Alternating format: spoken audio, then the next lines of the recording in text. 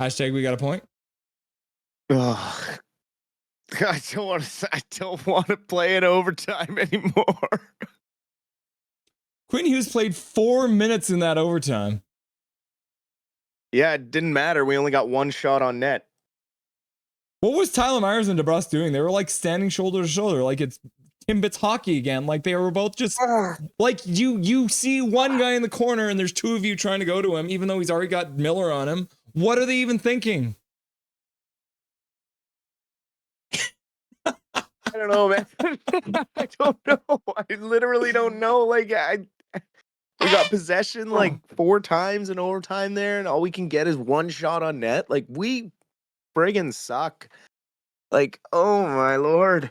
We cannot rely on the same guys all the time in overtime. Like, if Pettersson's not there, it doesn't mean we don't have enough talent to play in overtime. And like, this is where you need another defenseman that can move the puck. In overtime, it can't always be Hughes. And look what happens when you get someone like Myers out there. It's just, well, it makes you want to rip your hair out. I literally just tried to. My hair's finally grown out long enough that I can actually get a good grip on it. So I got to be careful. You know, I'm trying to get some flow like you got, but and you look at Myers, and I give him crap for, yeah, there it is. Just get it right out of there. Get a good handful. Myers at the end there, I mean, terrible, right? Like they're both puck watching, him and DeBrusque, right? Both boneheaded plays. But the whole thing started because of that pass from down low up high by Tyler Myers. Like that is very similar to what he did with Brock Besser and JT Miller, and it actually went to someone, but it's still, you should not be making that pass in overtime in 3-on-3 overtime. Like, no, you should not. You should not. There's so many things we do in overtime that we should not do. I mean, like, and not to mention the fact that we should have had a power play going into overtime. yeah. Like, Höglander gets called for an interference last game for basically the exact same timing on a hit. And that one was a targeted hit, late hit. Like, I just don't understand the standards in this league. And this is why I get frustrated with the officiating and why I say they should have to answer for certain calls and certain no calls. Yes, we had 4 power plays in this game, but we could have had a lot more. Washington could have had a couple more as well. But at the end of the day, when that one is a blatantly obvious late hit, unsportsmanlike play, and then when he's beaking at our bench, we somehow get evened up for unsportsmanlike when he started the whole thing. I just don't understand that crap. It frustrates the hell out of me as a Canucks fan. You feel like Wilson would have that reputation of someone who's going to be doing that kind of thing, and the rest would have a closer eye on him. But apparently, it doesn't matter if you have a reputation for being a piece of garbage. You're going to end up getting the calls anyways because you're playing for Washington, I guess. I guess so. And yeah, I just I'm baffled by all of it. Great second period from the team. Put up more shots in the second period than it feels like we've put up in the last 4 games total. So at least there was a little bit of positive. I mean, don't get me wrong, there's some positives out of this game. Washington was on fire coming into this, and to hold them to 2 goals, one goal in regulation. I mean, that's pretty darn good defensively, but again, offensively, we struggled to get the puck through. Thompson had a great game, but we have to find a way to get it done. Losing these points in overtime is going to cost us at the end of the season. I just have this weird feeling about the way this year has gone that it's going to cost us, and I'm just going to be very upset about it. The Canucks are on pace right now to defeat the most OT shootout losses in the history of the entire NHL. I put it in the description. I think there's 3 teams. It's like Philly, New Jersey, and maybe Columbus or something like that. They have 18 overtime losses in the regular season, and the Canucks are over that. So the Canucks are currently on pace for like 20. I mean, the theme of the year, I mean, maybe we can get shirts at the end of the year. Hashtag, at least we got a point. Yeah. Do you take any solace in the fact that there is no 3-on-3 overtime in the playoffs? Uh, I mean, I guess the playoffs is a different beast. You can't really compare the OT from regular season to playoffs, but yeah, I mean, thank goodness. Yeah. That being said, I mean, do you see anything that they can change other than not sucking? I think it's just like I did actually like you saw the play they had set up there, and they were kind of doing the same thing where you saw JT Miller drive the puck down behind the net, put it up front for a shot, and it's a great play, especially when you get that shot rebound, that kind of thing, and they were doing a good job of recollecting the puck, but it just feels like without Pedersen, there's one line that we can put out there that feels dangerous, and then without him, there just really isn't a whole lot of pressure on the other team. Yeah, and it's a great play that was blocked twice. So what does that tell you about the predictability of the Canucks offense that I've mentioned is a problem? They're too easy to defend against. It's the same play. They did the same play twice, and if there's a right-handed player out there, he's going to go around the net, and if there's a left-handed player out there, he's going to stop up short side and pass it short side. Done. Defense set. That's what I'm saying about the system issues with these Canucks, man. Like if I can predict the offense, then sure as hell an NHL coach can predict the offense. We got Nick H in the chat. He's saying, no, I'm not saying, I'm just saying they lost a lot of points. Tocchet needs to sit Myers in overtime. Do we look at maybe doing 3 forwards? If your options are as thin as they are, then yes. If you have Brandstrom as an option to use in overtime, that'd be nice. We've talked about getting Juleson out of the lineup and getting Brandstrom in for another puck-moving defenseman because it can't always be Hughes that's trying to start a breakout.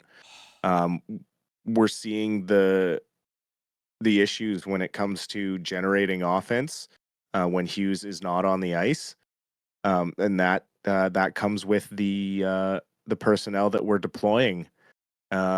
When you don't have an extra guy that can take advantage of different lines on the opposing team. If you're constantly going up against their best guys with your only one guy, I mean that's where you run into the problems of like we say, maybe having to run three forwards in overtime.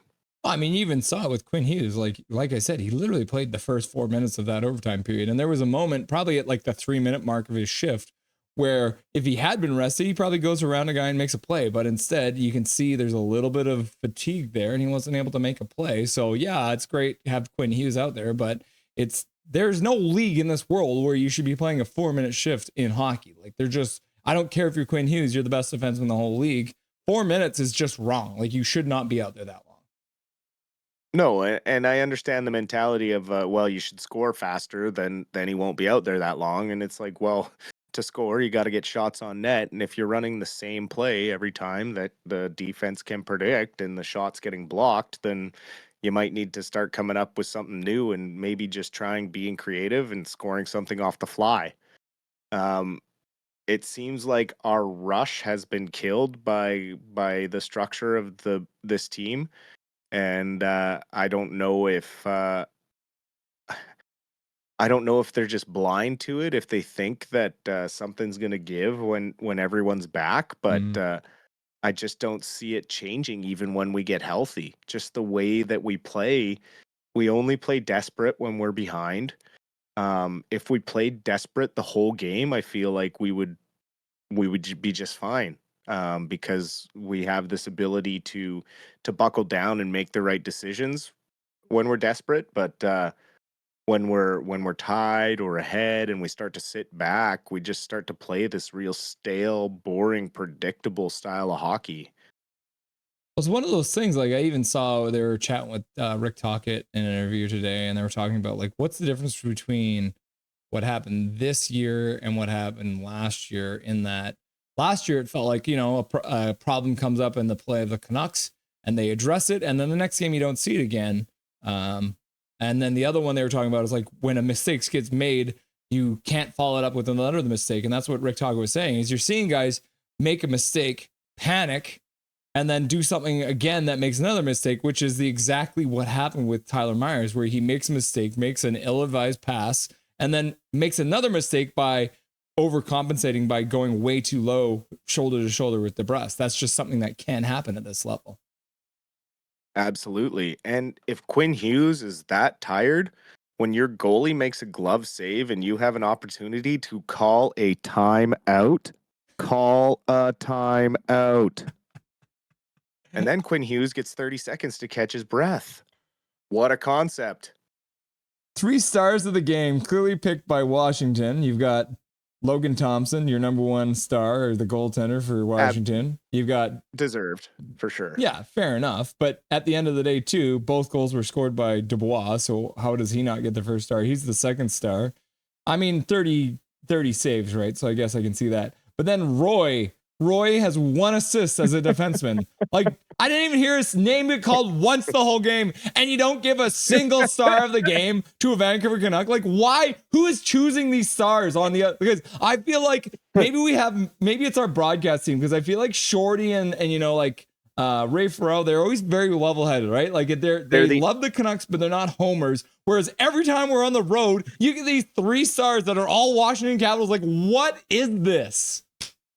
I will take it to the bank. We have the most unbiased announcing crew in the entire NHL. We are so blessed to have Shorty and the guys that call the Canucks games, because we get that open view and double view of everything that's actually going on. So yeah, I mean, if anything, Quinn Hughes probably should have been the 3rd star in this game. I agree with the first 2, but yeah, like looking at the game, Quinn Hughes definitely deserved a look as a star, getting the assist on the power play goal and playing 4 friggin' minutes in overtime. How are you feeling about Lekkermacky's game? Because I felt like not only did he get a couple chances, he was making a couple good passes. He seems like he was playing with a little bit of grit to his game as well tonight. Yeah, he looks a lot stronger along the boards. He's got his stance a little wider, getting a little lower. He's been learning the things that he needs to learn in the AHL, how to play against these bigger guys and generate his own space. And it looks like it's starting to, he's starting to figure it out at the NHL level as well. So yeah, I saw some really good things out of him tonight. I thought he might even get on the score sheet again, but definitely saw some great growth. Looking forward to him maybe playing again next game with PD being in the lineup, and we can have two pretty potent scoring lines going. That sure would be nice to have that luxury, especially with struggling Höglander all season, and our secondary scoring has kind of dried up lately. So to maybe have him coming in, adding some youth and energy, and he's going to shoot pretty much every time he gets the puck on his stick. So yeah, just nothing but good things from his game tonight. I didn't really see any big mistakes. I really liked the growth that I saw. Were you fooled by Sassone as well when he put his hands in the air because he thought he scored? Oh, of course. Oh, I thought for sure he scored there. And that's one of those ones with the goalie looking behind you, you thought maybe there's a chance it squeaked through, but with the angle of the camera, it's hard to tell. But I mean, even looking at the overtime, right? We talked about how good the Canucks were in the second period, 21 shots to 5 shots. If you look at it, actually, Washington was kept to 6 shots, 5 shots, 2 shots. But then in overtime, the Canucks have 1 shot and Washington has 5 shots. Yep. Why is there such a big discrepancy, Dustin? Why? Too predictable, man. Too predictable. Running set plays constantly. I mean, occasionally you just got to be creative. Another 27 hit game, so pretty much on par with what they've been doing, running about 30 hits a game, which is a crazy pace to be going at. Again, probably 10 of those are Kiefer Sherwood. Washington still at 20 hits. When you're looking at the special teams for tonight, the Canucks end up winning the special teams battle. They're 1 for 4 on the power play, and they didn't give up a single shorthanded goal. That's got to be something you take out of here as a good thing, because Washington is one of the best penalty kill and power play teams in the whole league. Yeah, like I said, there are positives to take out of this game, but our job to analyze the good and the bad, right? So we gotta talk about everything, and obviously it's good to limit a team like Washington to 18 shots against, which is great. But at the end of the day, you have to find a way to win these games when your goalie is holding you in and your defense is doing a good job of keeping all the bad chances to the outside. That's where the offense needs to step up and find a way to get that go ahead goal. I'm going to actually call it 1 for 2 on the power play for the Canucks because Quinn Hughes was in the box for the 4-minute double minor. And so that didn't actually count as a power play because the Canucks do not have a power play if Quinn Hughes is not on the ice. So we're going to say the Canucks were 50% on the power play today. I'll take that. That's fair. Things are not getting any easier on Friday. They got the Carolina Hurricanes coming up. What are you expecting from a game like that from a very fast, rough and tumble team? Carolina's had a bit of struggles lately. They're kind of bumpy, but I mean, one thing you can always guarantee is that they're going to shoot from everywhere. Mm-hmm. That's their mandate. Is they try to shoot in bunches, and then the goals will come. Is their mentality. So it's going to be a stark contrast against the style the Canucks play. So it'll be interesting to see if we got Demko between the pipes and if we got Pettersson back up front. It could be a completely different style of hockey that we all of a sudden have to start playing. But given the structure that we're playing with right now, it's hard to look forward to some of these tough games and think they're going to be much easier to watch than this one. The Abbey Canucks also playing on Friday night against the Henderson Silver Knights. They did handle the Silver Knights pretty well the last time they played. I believe beating them 2 games the last time they played. Are you expecting kind of a similar result from the Canucks, or is it going to be different? Because like we talked about before, a lot of those big Abbotsford Canucks are actually playing on the Vancouver Canucks right now. I think the team should be okay handling themselves this weekend against Henderson. The Golden Knights have mortgaged a lot of their future right out of the gate to stay relevant and stay hot. So they don't have a great prospect pool. So they're obviously in last place in the division. So it should, hopefully, if Abbey sticks to their structure that they've been sticking to, they should be able to shut it down defensively. And they have enough offensive talent down there that if they get the gaps, they should be able to bury a few. Yeah, you got the baby Canucks playing in Abbotsford. So if you haven't seen them yet, Friday night, 7 o'clock, and then Saturday night playing 7 o'clock, both against the Henderson Silver Knights. So get your tickets, and it'll be fun because obviously the Vancouver Canucks are playing both nights as well. You got the Carolina Hurricanes on Friday. You got the Toronto Maple Leafs on Saturday. There's one other thing I was going to ask you about. You got the Washington Capitals January 25th, the next game. There was a lot of heat in this game. Are you expecting that one at the end of this month to be just as fiery? I imagine it'll carry over given what transpired with Wilson and Garland at the end of this one. This was a tight game, close game. So if something similar happens in Vancouver, or if it starts getting a little lopsided, we could see some fireworks. But hockey players don't forget, and when they're that close together, it keeps those juices flowing. Cool. Anything you want to say to chat before I let you go? No, like you said, come out and check out the baby Canucks this weekend. They play Friday and Saturday night with the big guys out of town.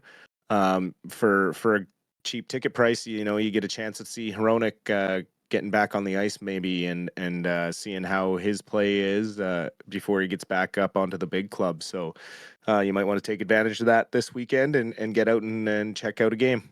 Okay, last question. I promise this time. If I were to tell you at the beginning of this road trip the Canucks were coming back at a 500 record, would you be happy about it? I'd be elated. Would you also be happy if that 500 record was 0-5? Oh. Because technically that's 500, right? Oh, that's just that. I mean, yeah, technically. I never thought about it that way. God, you just hurt my soul. I'm pretty sure somebody predicted that for this road trip. So, but we'll see. I mean, who knows? Who knows? The Canucks have not won on a back-to-back yet, so it's going to be a tough game against Toronto, obviously. But like you said, Carolina's been struggling a little bit. If the Canucks play like they did tonight, I feel like they can take Carolina. But that with the travel and the back-to-back against Toronto might be tough for them there. But I mean, at this point, I'm starting to think that maybe 0-5 would be fine with me. I don't know. Yeah, I mean, at least we get a point. Awesome, brother. We'll talk to you on Friday. Sounds good. Have a good one, man. Nothing is perfect.